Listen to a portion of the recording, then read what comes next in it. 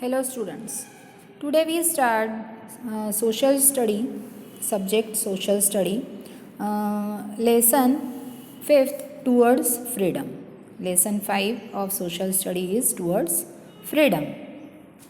Page number of this lesson is 271. Now I start the reading.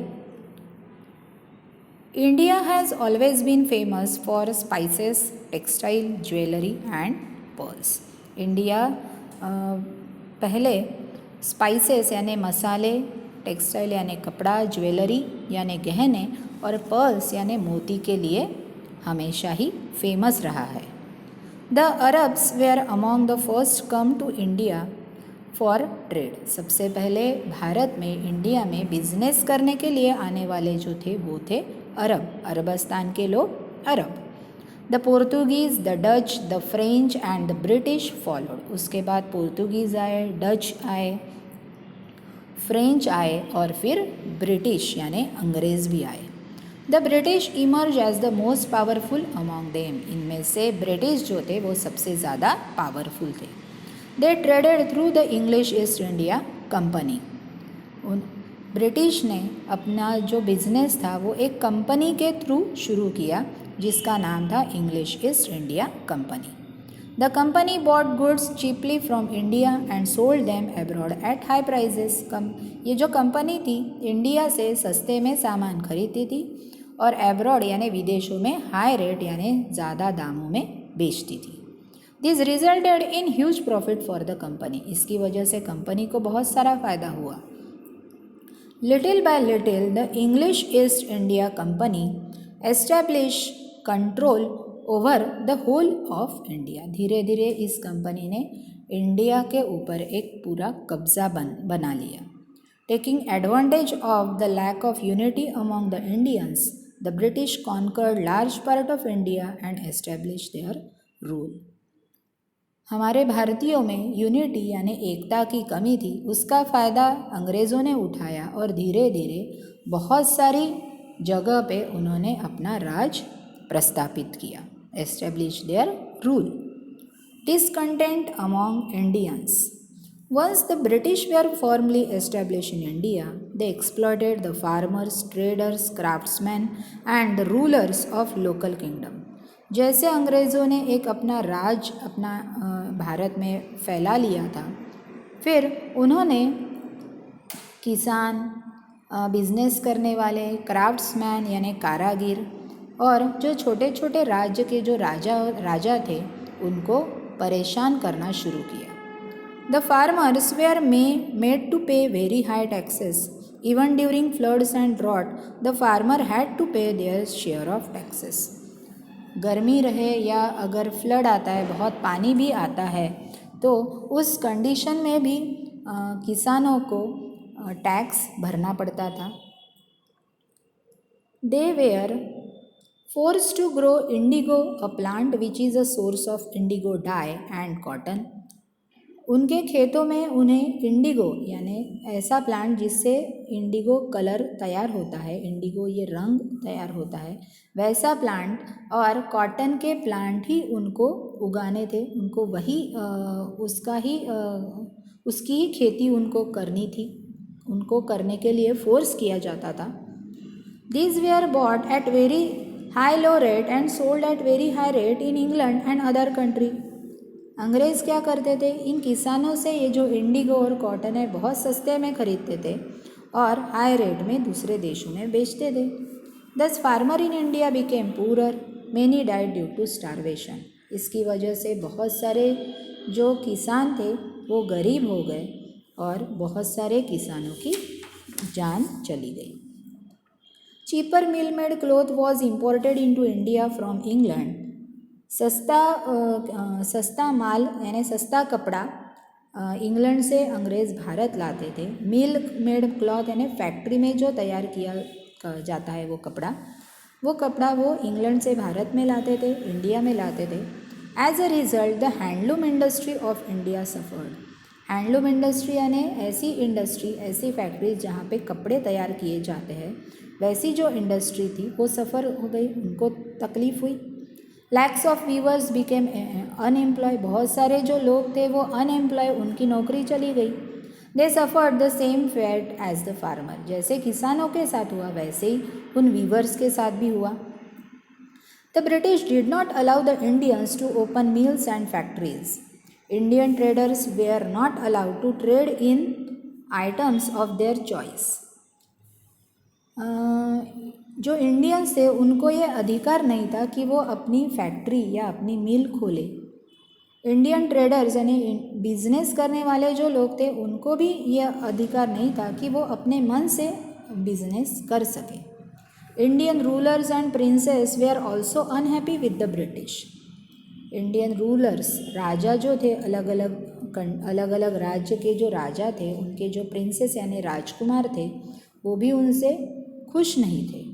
A law was passed by the British which stated that if ruler did not have a male child, then upon the death of that ruler, his kingdom would be taken over by the British. ब्रिटिशों ने एक law बनाया, एक rule बनाया कि अगर किसी राजा को लड़का नहीं है, अगर किसी राजा का बेटा नहीं है, तो उस राजा की मृत्यु के बाद, उस राजा के मरने के बाद वो जो उनका जो राज्य है वो पूरा अंडर ब्रिटिश कंट्रोल चला जाएगा. By using unjust and unfair means the British sought to expand their hold over India. अन्याय करते हुए लोगों को तकलीफ पहुंचाते हुए ब्रिटिशों ने, अंग्रेज़ों ने अपना जो राज था वो पूरे इंडिया में फैला के रखा था. The dissatisfaction and anger of most Indians led to them revolt. अभी ब्रिटिशों के ऐसे बिहेवियर की वजह से बहुत सारे इंडियंस जो थे वो उनसे खुश नहीं थे, उनको गुस्सा था, उनके मन में एक गुस्सा था.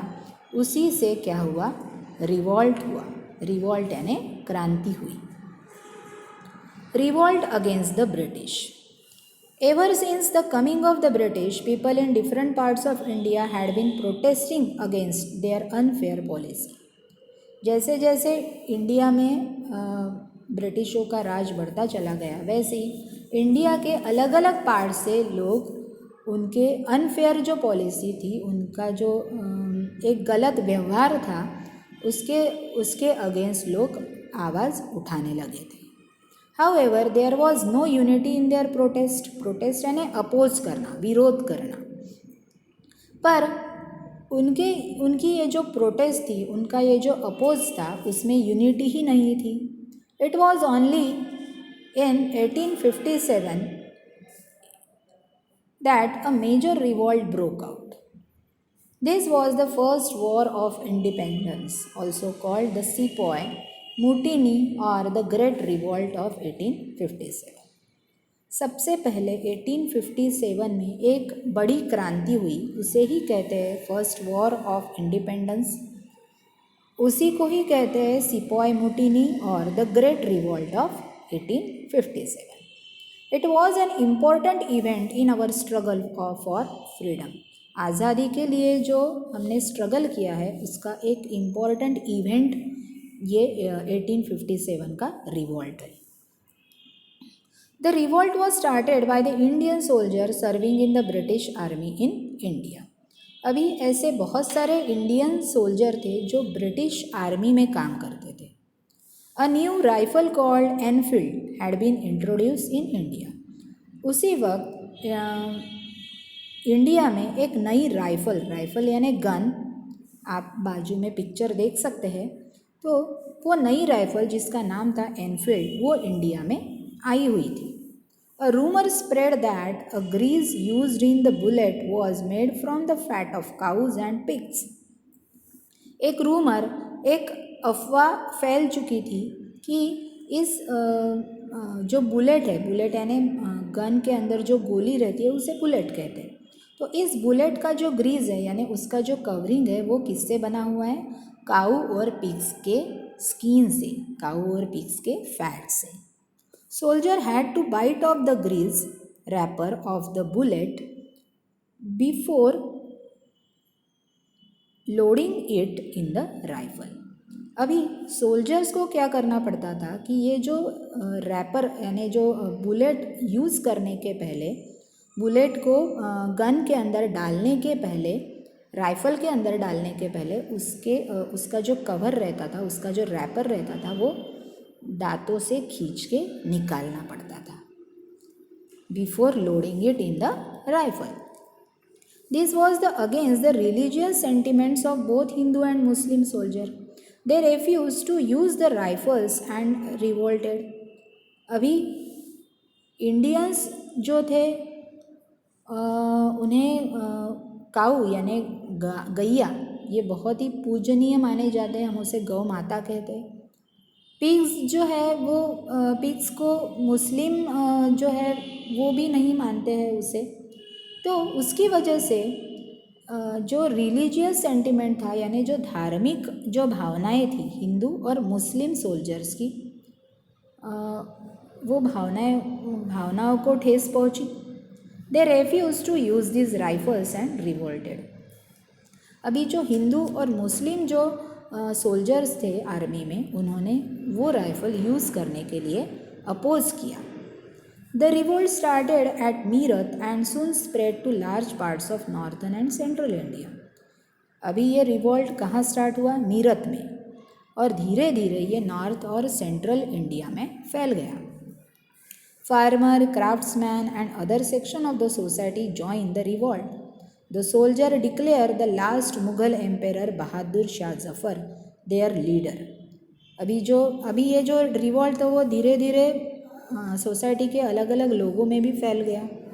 सोल्जर्स यानी जिनकी वजह से ये रिवोल्ट स्टार्ट हुआ था, उन्होंने लास्ट मुगल एम्पेरर जो थे बहादुर शाह जफ़र, उनको अपना लीडर घोषित किया. The revolt was led by Nana Sahib and Tatya Tope at Kanpur, Rani Lakshmibai at Jhansi and Begum Hazrat Mahal eight Awadh. देश भर में से अलग अलग लोगों ने इस रिवोल्ट को आगे बढ़ाया. जैसे नाना साहेब और तात्या टोपे ये कानपुर से इस रिवोल्ट में शामिल हुए.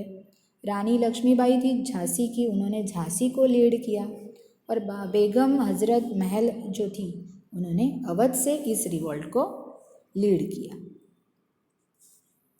After the revolt, the British suppressed the first war of independence. अभी पर ब्रिटिशों ने ये जो पहला जो इंडिपेंडेंस की जो लड़ाई थी, पहले आज़ादी की लड़ाई थी, उसे दबा दिया. Many factors are responsible for the failure of the revolt. अभी ये रिवोल्ट फेल क्यों हुआ? इसके बहुत सारे फैक्टर्स है, बहुत सारे रीजंस है. It did not spread to all parts of India. पूरे देश भर में ये रिवोल्ट फैला ही नहीं, वो लिमिटेड रहा. Indian soldiers did not have sufficient money and good weapons.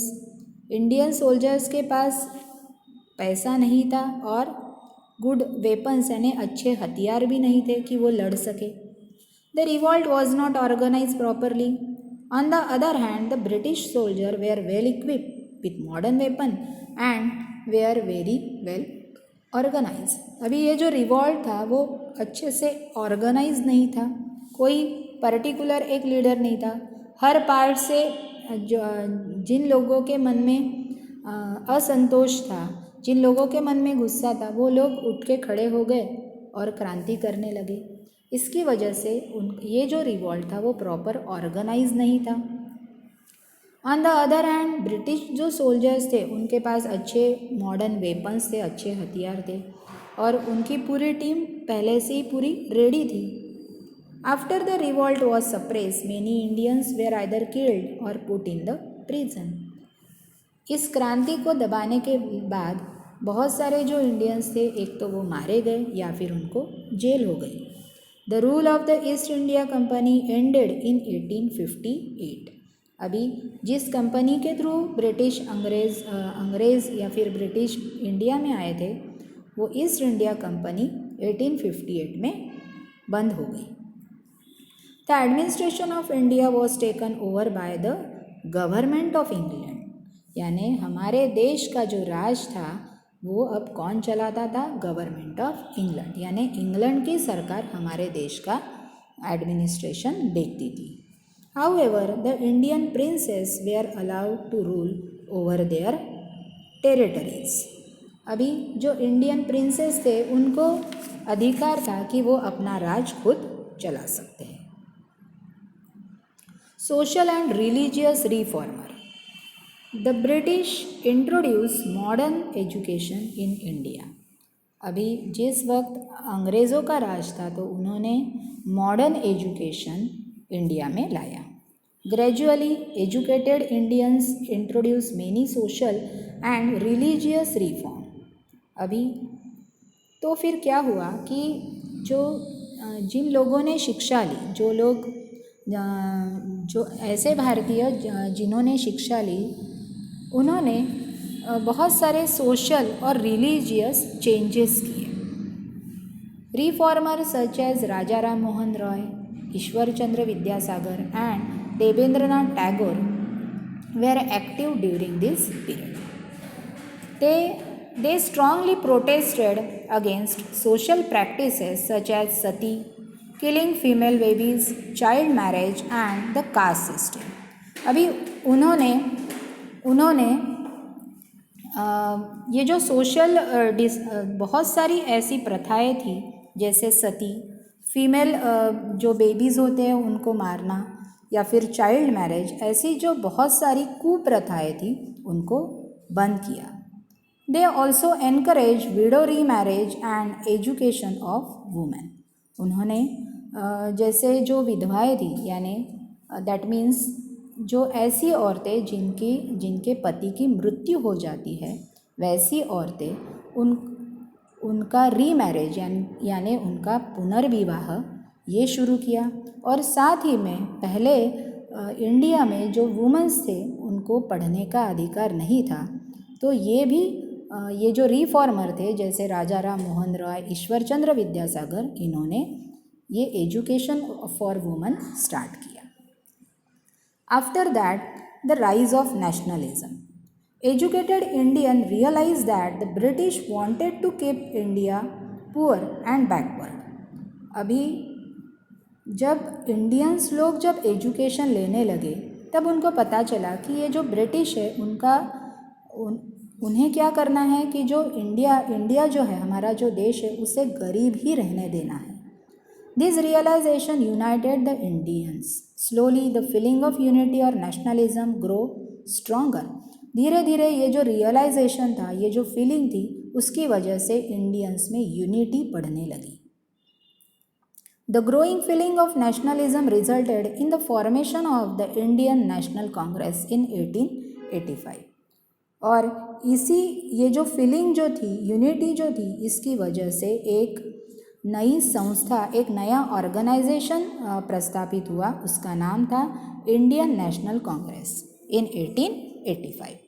The Indian National Congress was formed by an Englishman named Alan Octavian Hume. अभी इस इंडियन नेशनल कांग्रेस के जो लीडर थे, जिन्होंने ये इंडियन नेशनल कांग्रेस तैयार की, उनका नाम था Allan Octavian Hume. Its first session was held at Bombay, now Mumbai. इनका जो फर्स्ट सेशन या फिर उनकी फर्स्ट जो मीटिंग थी वो मुंबई में हुई. It was attended by 72 delegates from all over India. The president of this session was Womesh Chandra Banerjee. अभी इस मीटिंग में, इस सेशन में इंडिया से अलग अलग लोग उस सेशन में आए और इस सेशन के जो प्रेसिडेंट थे, यानी इस सेशन के जो हेड थे, उनका नाम था Womesh Chandra Banerjee. Thereafter the Congress met every year in different cities. It slowly became very strong. उसके बाद कांग्रेस, ये जो इंडियन नेशनल कांग्रेस थी, वो अलग अलग सिटीज़ में हर साल मिला करते थे. It slowly become very strong. It awaken the spirit of unity among the Indians. धीरे धीरे इंडियंस में ये जो एकता जो थी, इसका जो स्पिरिट है वो बढ़ने लगा. At the same time it requested to the government to introduce reform to improve the living condition of the people. उसी समय उन्होंने गवर्नमेंट को भी बताया कि हमारी जो लिविंग कंडीशन है उसे आप बढ़ाइए, उसे आप इम्प्रूव कीजिए। The growing popularity of the Congress worried the British. अभी कांग्रेस की जो पॉपुलैरिटी वो बढ़ रही थी और इसकी वजह से ब्रिटिश लोगों की चिंता बढ़ गई, उनकी परेशानी बढ़ गई। To suppress the rising spirit of nationalism the government pass many strict laws. They also used the policy of divide and rule to prevent the Hindu and Muslim from unity. अभी ये जो नेशनलिज्म जो Indians में बढ़ रहा था तो उसे दबाने के लिए ब्रिटिश गवर्नमेंट ने अलग अलग लॉज निकाले। उन्होंने एक रूल बनाया डिवाइड एंड रूल, जिससे कि हिंदू और मुस्लिम इनकी जो यूनिटी है वो अलग कर सके। Here is the chapter is finish. Thank you.